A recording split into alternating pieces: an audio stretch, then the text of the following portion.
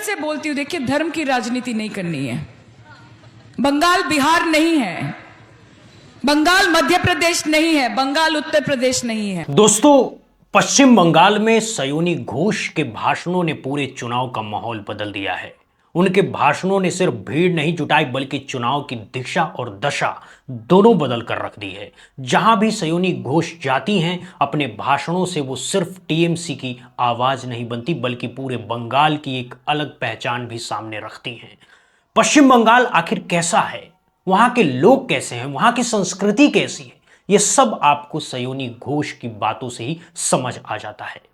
अगर आपको हमारी जानकारी और विश्लेषण भरोसेमंद लगता है तो चैनल को सब्सक्राइब करके हमारे साथ जुड़े रहिए। दोस्तों, सयोनी घोष अपने भाषणों में सिर्फ बंगाल की ही बात नहीं करती बल्कि पूरे देश में क्या चल रहा है उस पर भी खुलकर बोलती हैं। इसी दौरान एक भाषण में उन्होंने साफ कहा कि हम धर्म की राजनीति नहीं करते हैं। बंगाल बिहार नहीं है, बंगाल मध्य प्रदेश नहीं है, बंगाल हरियाणा नहीं है कि जहां धर्म के नाम पर राजनीति चल जाए, बल्कि बंगाल वो जगह है जहां किसी भी बाहरी व्यक्ति को यह महसूस नहीं होने दिया जाता कि वो बाहर से आया है। यहां के लोग किसी को भी आउटसाइडर जैसा फील नहीं कराते और ना ही ममता बनर्जी के नेतृत्व में चल रहा सिस्टम किसी को ऐसा महसूस होने देता है। बोलती हूँ, देखिए धर्म की राजनीति नहीं करनी है। बंगाल बिहार नहीं है, बंगाल मध्य प्रदेश नहीं है, बंगाल उत्तर प्रदेश नहीं है, बंगाल हरियाणा नहीं है, बंगाल राजस्थान नहीं है। बंगाल की मिट्टी बहुत पवित्र मिट्टी है। यहाँ पे सद्भाव से सब रहते हैं, प्रेम से रहते हैं, प्यार से रहते हैं। हमारे यहाँ पे इतने हिंदी भाषी भाई बहन हैं, हमको बताइए तो कभी ममता बनर्जी के राज में हमने आपको आउटसाइडर फील होने दिया? कभी दिया कि जाके किसी ने बोल दिया कि भाई साहब आप यहाँ के नहीं हो? हम बोलते हैं एक तरफ जहां बंगाली है तो दूसरे तरफ बांग्लार मानुष अच्छे बंगाल के लोग हैं और वो भी हमारे लिए बंगाली ही। सयोनी घोष ने अपने भाषण में यह भी कहा कि बंगाल में कभी किसी को मारा नहीं गया, कभी किसी को भगाया नहीं गया, बल्कि जो हिंदी भाषी लोग बंगाल में रहते हैं उन्हें भी बंगाली मानुष कहा जाता है। सयोनी घोष खुद बंगाली मानुष शब्द का इस्तेमाल करती हैं और बताती हैं कि यहां हर किसी को अपना माना जाता है, यानी बंगाल के लोग हर किसी को अपने जैसा ही समझते हैं। जबकि आप महाराष्ट्र, तमिलनाडु या देश के किसी और हिस्से की बात करें तो कई बार ऐसी खबरें सामने आती है जहां बाहरी लोगों के साथ मारपीट होती है या उन पर भाषा का दबाव बनाया जाता है, लेकिन बंगाल से इस तरह की खबरें बहुत कम देखने को मिलती है। और इसी बात पर सयोनी घोष अपने भाषणों में गर्व जताती हैं। साथ ही वो ये भी कहती हैं कि टीएमसी धर्म की राजनीति नहीं करती, टीएमसी लोगों को बांटने की राजनीति नहीं करती, और इसी दौरान वो एक शायरी भी सुनाती हैं। धर्म को, आपके संप्रदाय को, सबका सम्मान करते हैं और राजनीति करते हैं ममता बनर्जी के पार्टी के लिए। इसलिए धर्म के आधार पर किसी को बांटते नहीं। हम कहते हैं और फक्र से कहते हैं कि ना हिंदू बनेगा ना मुसलमान बनेगा, इंसान की औलाद है, इंसान बनेगा। सयोनी कहती हैं, न हिंदू बनेगा न मुसलमान बनेगा, इंसान की औलाद है, इंसान बनेगा। अपने भाषण में वो बार बार यही दोहराती हैं कि उन्हें धर्म की नहीं बल्कि काम की राजनीति करनी है। जबकि बीजेपी पर वो इशारा करते हुए कहती हैं कि कई जगहों पर धर्म के सहारे राजनीति की जाती रही है, क्योंकि जहां भी उनसे काम के बारे में सवाल पूछा जाता है वहां अक्सर बात को धर्म की तरफ मोड़ दिया जाता है। और इसी वजह से सयोनी घोष बार बार ये बात कहती हैं कि बंगाल के लोग धर्म की राजनीति में पड़ने वाले नहीं हैं, वो काम की राजनीति को समझते हैं। यहां सीधा नियम है, आप जैसा काम करेंगे वैसा ही रिजल्ट मिलेगा। इसी कारण ममता बनर्जी की सरकार इतने सालों से बनी हुई है, क्योंकि यहां के लोग काम देखते हैं, धर्म के नाम पर नहीं बहकते। और सबसे बड़ी बात यह है कि बंगाल की महिलाएं काफी पढ़ी लिखी और जागरूक हैं, और यही वजह है कि वहां की राजनीति में उनकी भागीदारी भी मजबूत है।